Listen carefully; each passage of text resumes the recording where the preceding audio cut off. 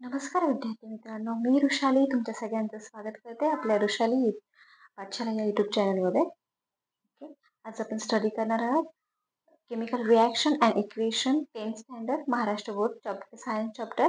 आज आपण second part बघणार आहे. फर्स्ट पार्टमध्ये आपण नेचर ऑफ केमिकल रिॲक्शन बघितलंय, फिजिकल चेंजेस काय होतात, केमिकल चेंजेस काय होतात, हे सगळं आपण त्या पार्टमध्ये बघितले.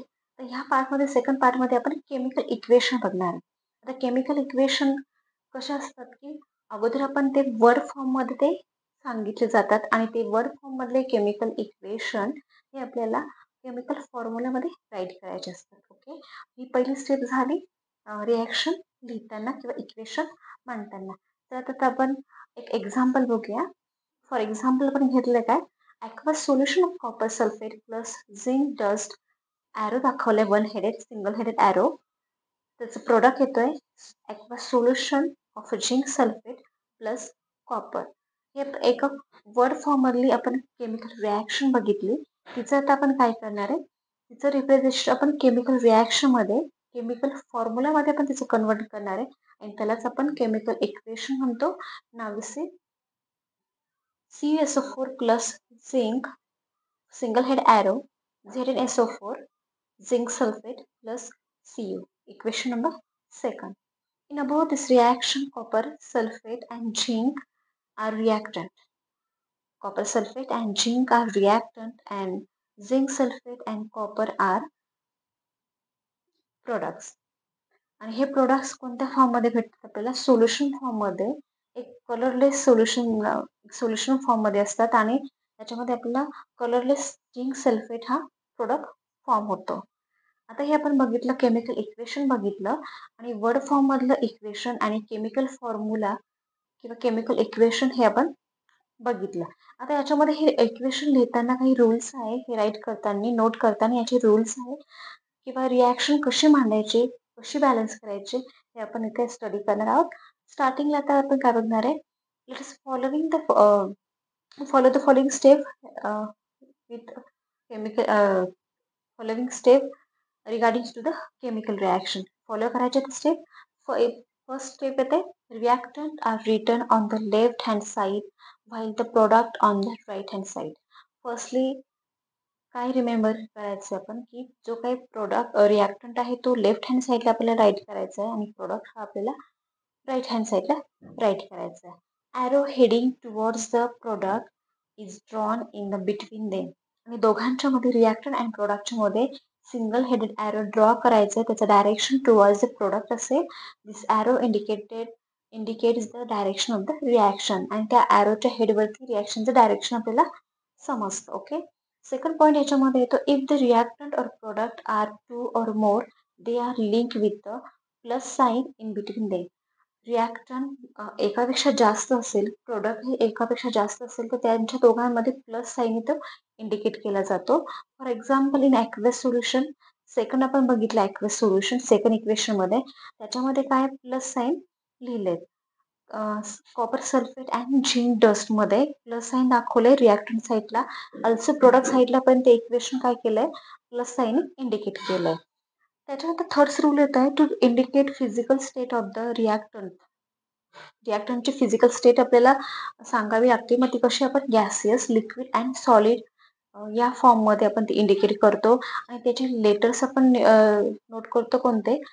गॅसेससाठी जी करतो स्मॉल जी, लिक्विडसाठी एल अँड सॉलिडसाठी एस याने आपण रिप्रेझेंट करतो ते रिॲक्शन.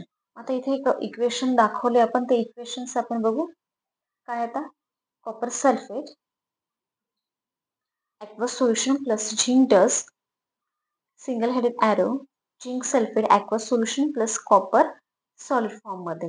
इक्वेशन नंबर थर्ड आपण स्टडी केलंय. ओके, या फॉर्म मध्ये आपण बघू शकतो बघा, इथे इक्वेशन आपण राईट केले. नाव नेक्स्ट पार्ट येतो. आता जे आपण रिॲक्शन लिहिली आपण त्याच्यामध्ये त्याचं आपण काय सांगितलं की त्याचे फॉर्म्स दिले, सॉलिड, लिक्विड हे फॉर्म्स लिहिले. त्याच्यानंतर रिॲक्शन लिहिताना अजून काही फॉर्म्स येतात, ते म्हणजे काय, upward direction arrow and downward direction arrow. upward direction arrow indicate करतो काय gaseous product and downward arrow काय indicate करतो insoluble solid are present in this reaction, that means precipitate form. त्याला आपण पीपीटी म्हणतो शॉर्टमध्ये.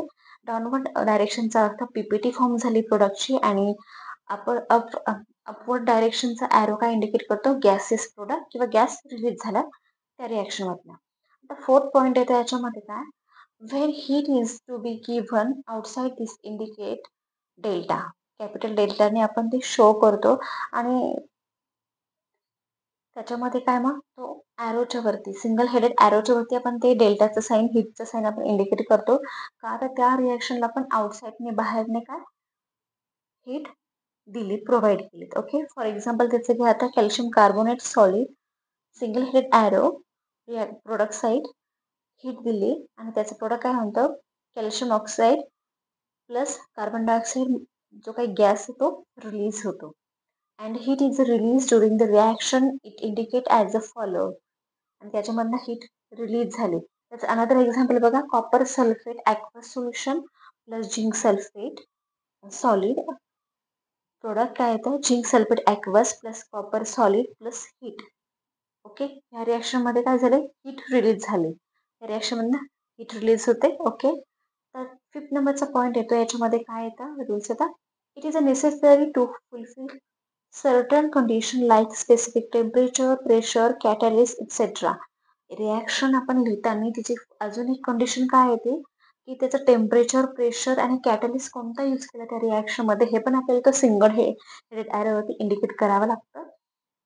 आता त्याच्या संदर्भात बघा, दिस कंडिशन आर इंडिकेट्स बिलो और above the arrow indicating the direction of the reaction.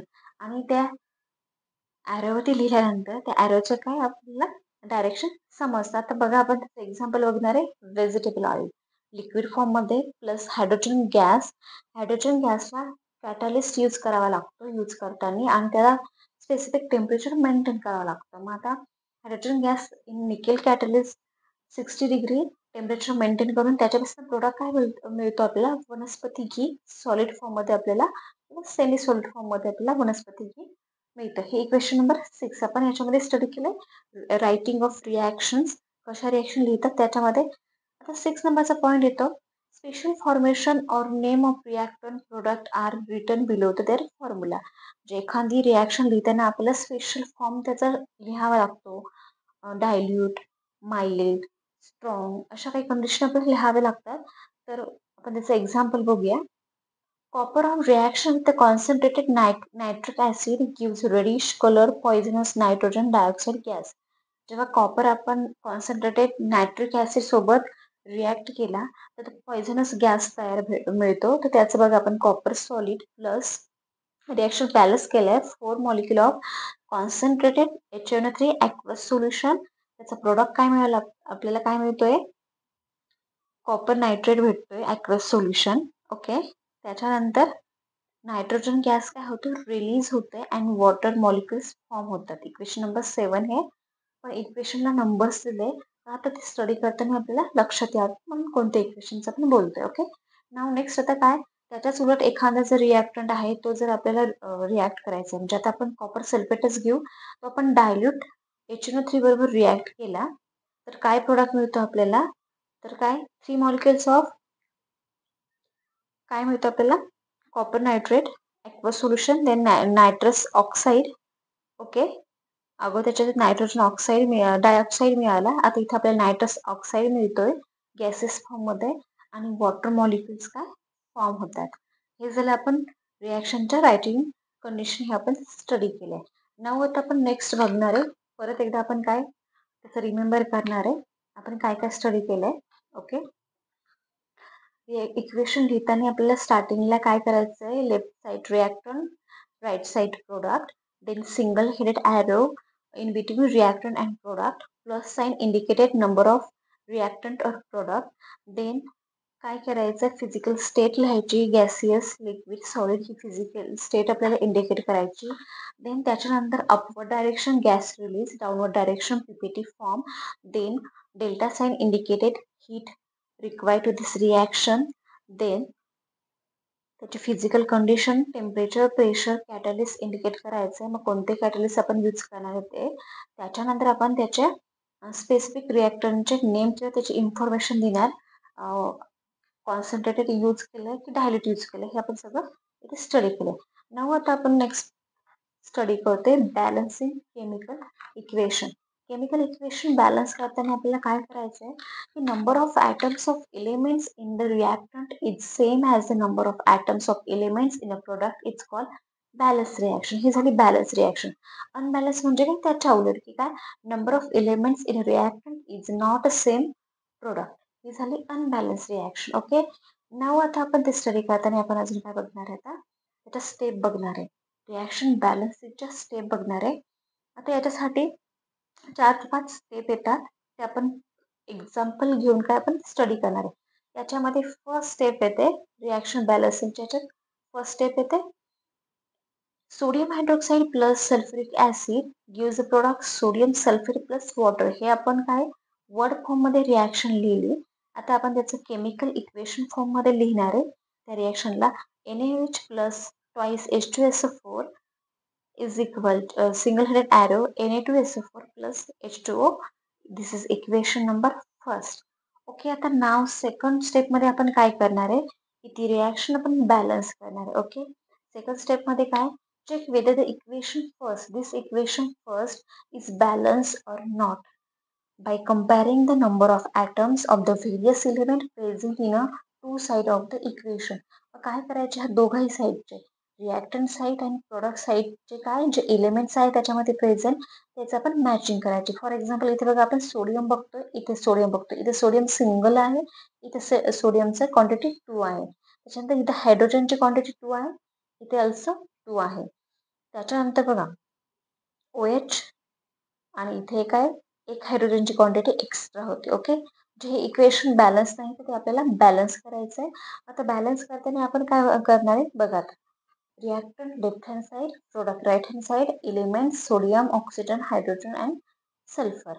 Number of atoms present in reactant, number of atoms present in product. आपण लिहिले सोडियम 1, प्रोडक्ट साईडला 2, ऑक्सिजन 5, प्रोडक्ट साईडला 5, हायड्रोजन 3, प्रोडक्ट साईडला 2 आणि sulphur 1. हे झालं equation first. हे बॅलन्स नाही का, तर इथे सोडियमचा आणि हायड्रोजनचे काय एलिमेंट्स मॅच होत नाही, ॲटम्स मॅच होत नाही एलिमेंटचे. नाव आता थर्ड स्टेपमध्ये काय येतं, आता बॅलन्सिंगला इक्वेशन बॅलन्सिंगला स्टार्ट करायचं आहे. स्टार्ट करताना काय करायचं आता आपल्याला की to start the balancing an equation from the compound which contain the maximum number of atoms. ज्याच्यामध्ये जास्त नंबर असतील ॲटमचे त्या इक्वेशन पासून काय करायचं, बॅलन्सिंगला सुरुवात करायची, त्या कंपाऊंडला बॅलन्सिंगला सुरुवात करायची. आता फर्स्ट आपण इथे काय करणार आहे, आता कंपाऊंड घेणार which has unequal number of atoms on the two side. त्याच्या दोघं साईडला अनइक्वल ॲटम आहे, त्याच्यापासून सुरुवात करणार आहे. आता आपण घेतला कोणता घेतला, आपण सोडियम ॲटम घेतला. इनिशियली त्याचा काय रिॲक्टंट साईडला 1 एलिमेंट ॲटमचा आहे, प्रोडक्टचा रिॲक्टंटचा प्रोडक्ट साईडला 2 आहे. याला बॅलन्स करण्यासाठी 1 × 2 केला तर त्याचं काय बॅलन्स होतं 2 येतं. म्हणजे रिॲक्शन लिहिताना आपण काय करणार आहे, आता तो बॅलन्स करते. नाव नेक्स्ट बॅलन्स करताना बघा, आता it should be remember that the formula of the compound cannot be changed while balancing the number of atoms. म्हणजेच काय, आता आपल्याला काय करायचंय, जो काही सोडियम ॲटम आहे त्याचा रिॲक्टंटचा नंबर 2 आहे, पण त्याचा फॉर्म्युला लिहिताना आपल्याला ह्या NaOHच्या फॉर्ममध्ये आपल्याला चेंज करायचं नाहीये. तर आपल्याला काय करायचंय, ह्या पोझिशनमध्ये त्याला चेंज करायचं नाही, आपल्याला त्याची क्वांटिटी वाढवायची. मग काय करायचं, आपल्याला factor 2 will be have to be applied NaOH as twice NaOH या फॉर्ममध्ये आपल्याला तो फॅक्टर वाढवायचा आहे. ओके, नाव आता त्याची रिॲक्शन आपण बॅलन्स करतो. Twice NaOH plus H2SO4 single headed arrow Na2SO4 plus twice H2O equation number 2. हे आपण सोडियम ॲटम याच्यामध्ये आपण बॅलन्स केला. Okay, now next check whether the equation 2 is balance or not. आता हे इक्वेशन आपल्याला चेक करायचं याच्यामध्ये बॅलन्स होतोय का नाही. Okay, we found that the equation 2 is not balance. आता आपल्याला कळलंय की हे इक्वेशन बॅलन्स नाही का, तर इथे हायड्रोजनचे नंबर कमी जास्त आहेत, त्याच्यामुळे हे इक्वेशन बॅलन्स नाही. ऑक्सिजनचाही नंबर कमी जास्त आहे, त्याच्यामुळे इक्वेशन बॅलन्स नाही. आपण फक्त स्टार्टिंगला सोडियम ॲटम्स हा बॅलन्स केलाय. ओके, नाव आता आपल्याला काय करायचं, apply 2 factor to the product H2O for balancing equation. मग याच्यामध्ये आता आपल्याला काय करायचं की जो काही वॉटर मॉलिक्युलर आहे तो वॉटर मॉलिक्यूल आपल्याला अगोदर बघायचा आहे आणि तो बॅलन्स करून बघायचा आहे. तो बॅलन्स झाला तर आपला ऑक्सिजन मॉलिक्यूल ही आपोआप बॅलन्स होऊ शकतो. ओके. मग आता बघा 2 फॅक्टरने 2 फॅक्टरने मल्टिप्लाय केल्या दोघांना twice NaOH plus H2SO4 react single headed additive product side Na2SO4 plus twice H2O. H2O ने याला बॅलन्स केलं. जर आता आपण इथे कॅल्क्युलेट केलं 2 इंटू 2 4 इथे 2 आणि इथे 2 म्हणजे 4 हायड्रोजन झाले. इथे 2 ऑक्सिजन आणि इथे 2 ऑक्सिजन म्हणजे किती आपले आता 2 and 2 4 ऑक्सिजन. ओके. आपल्या तिथं 4 ऑक्सिजन. मग आता आपण काय करणार आहे इथले याचे 4 आणि इथे 2. ओके. आता नेक्स्ट आपण पाहू check whether the equation 3 is balance or not. It is seen that the number of elements atoms are equal on both side. आता आपण ऑब्झर्व केलं तर हे दोघंही ॲटम्स दोन्ही साईडला बॅलन्स होते. म्हणजे काही तर बघा आता इथे 2O आहे 2O इथे पण 2O इथं 4O इथं 4O म्हणजे दोघंही साईडने ऑक्सिजन सुद्धा बॅलन्स झालंय. आता ते बॅलन्स इक्वेशन 3 आपण कसं लिहितोय बघा कसं बॅलन्स करून दाखवतोय आपण इथे. ओके. नाव नाही त्याची बॅलन्सिंग बघा आता रिॲक्टंट साईड आणि प्रोडक्ट साईड एलिमेंट्स दिले सोडियम ऑक्सिजन हायड्रोजन आणि सल्फर 2 6 4 1 2 5 2 1. इथे आपल्याला एक ऑक्सिजन बाकी आणि इथे आपल्याला 2 हायड्रोजन बाकी. आता नंबर ऑफ हायड्रोजन ॲटम आपण बॅलन्स करतोय ॲटोमॅटिकली आपला ऑक्सिजन पण बॅलन्स होतो. स्टार्टिंगला 4 आहे आपले हायड्रोजन ॲटम्स. देन बघा इन प्रोडक्टमध्ये काय येतं जो इनिशियली आहे रिॲक्टरमध्ये 4 आहे आणि प्रोडक्टमध्ये 2च येतो. आता बॅलन्स करताना 4 2 इंटू 2 केल्यानंतर 4 हा बॅलन्स होतो. म्हणजे आता हे आपला फायनली टचअप काय आता write down the final balance equation. आता आपला फायनली बॅलन्स इक्वेशन काय येतं twice NaOH plus twice H2SO4 single headed arrow product side Na2SO4 plus twice H2O. हे झालं इक्वेशन नंबर 4 आणि आपलं सर्व इक्वेशन काय झालं आहे बॅलन्स झालंय. अगोदर आपण कंपाऊंड साईडला जो काही ऑक्सिजन आणि हायड्रोजन व्यतिरिक्त जो काही ॲटम असेल एलिमेंटचा ॲटम असेल त्याला अगोदर आपण बॅलन्स करायचं. त्याच्यानंतर आपण वॉटर मॉलिक्यूल बॅलन्स करायचा आहे. वॉटर मॉलिक्यूल आपण बॅलन्स केल्यानंतर ऑटोमॅटिकली आपला काय ऑक्सिजन हा बॅलन्स होतो. हे आपण रिॲक्शन बघून हे आपण ठरवू शकतो. ओके. तुम्हाला हा पार्ट नक्कीच आवडला असेल लाईक करा सबस्क्राईब करा चॅनलला आणि बघत राहा video. Thank you for watching this video.